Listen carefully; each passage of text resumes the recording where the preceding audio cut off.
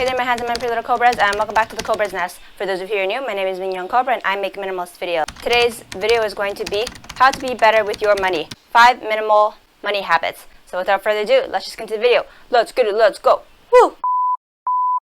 Number 1, buy quality items. So I have a friend and she used to always say this: buying cheap costs you more. If you've ever been, a broke bitch, you know exactly what this is like. When I was not so good with my money, I used to think that I could just save money by just buying lower value stuff. But that isn't necessarily the case. Sometimes it pays more to buy quality items, as I have later on in my minimalism journey. When you buy quality items, they last you longer. And since you don't have to replace items that aren't breaking down on you as often, you inevitably end up saving money. Sometimes I find that quality items are not too much more expensive than mediocre or lower value items. Number 2, find balance. No need for excess. So if you've been on your minimalism journey for a while, you might have gone into the whole decluttering obsession and then coming out the other end and being like, okay, this is how much I need, or maybe you still haven't figured it out yet. If you want to do so, check out my other videos that I have for tips and tricks about cluttering and decluttering obsession. So about this tip is you have to find balance between how little you want to own and how much excess you feel comfortable with or you feel is tolerable or healthy. In terms of money, it is the same thing.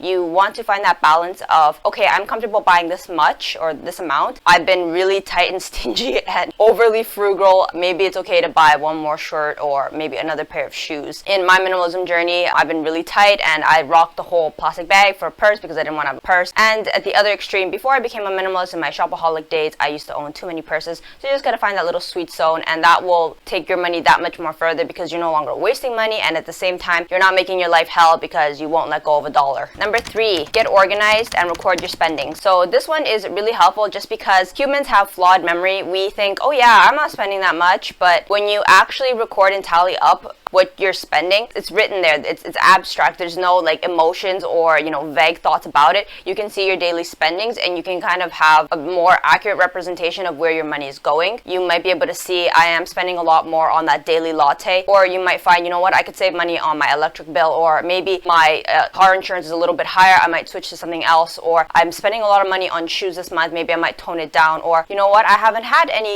a lot of fun this month, maybe I can allot a little bit of more fun money. So by recording and being organized with your spendings, you have the ability to look back and reflect. Another tip that I would recommend about this is recording it for a year. So throughout the years, you start to see spending patterns. You might find, okay, during Christmas, I'm going to need more money, so you allot more money there, or during summer holidays, I need a little more there. So having a larger picture because you've been more organized and consistent throughout the years will give you a better picture of how you want to manage your money. Number 4, being motivated to keep a clutter-free home. So this one has really helped me personally in my journey. Sometimes I might really like an item in the store, but just knowing that if I bring this home and I bring that home and this home, eventually the clutter starts to build up. That's where it starts. Clutter starts in the store. I've been really motivated to not bring home items because I'll be like, is this particular item worth the sacrifice of having more clutter in the home? So that's something that you need to ask yourself. You realize you start to enjoy a clutter-free home. It becomes actually a point of motive, and you feel a little bit more aware whether you want to keep constantly bringing home a lot of things. That might help somebody who might be struggling with a shopping addiction or having shopping as a primary hobby. Number 5, buying meaningful and beautiful things. This one is a little bit tricky, but there was a period of time in my minimalism journey where I only bought strictly practical things. It didn't matter whether it was meaningful to me or pretty to me. I think this one's a little bit counterintuitive, but I think it's worth spending your money on things that you consider meaningful to yourself and you also find aesthetically pleasing. It doesn't have to be so cut and dry that, you can't have beautiful things, because I know recently in a lot of videos it's like, stop buying decorative things,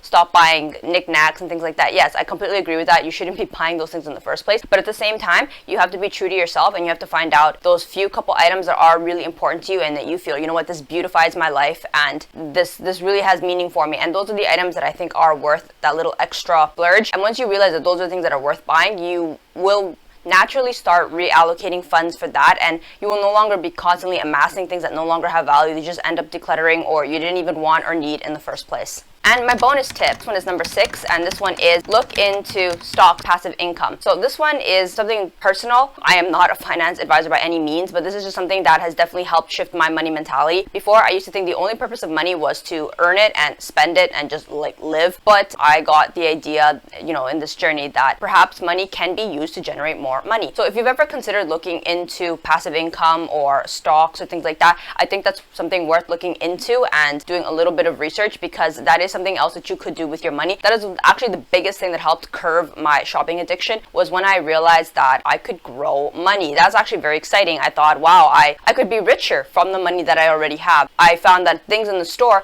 were just gonna take away from my wealth building empire. There you have it, my 5 tips plus a bonus on how to be better with your money from a more minimalistic perspective. If you enjoyed this video, give it a thumbs up. If you haven't done so yet, hit the subscribe button, hit the like button. If you want to check out my Instagram, you can do so for more Mignon Cobra goodness, and I will see you guys in my next video. Thanks for watching. Bye!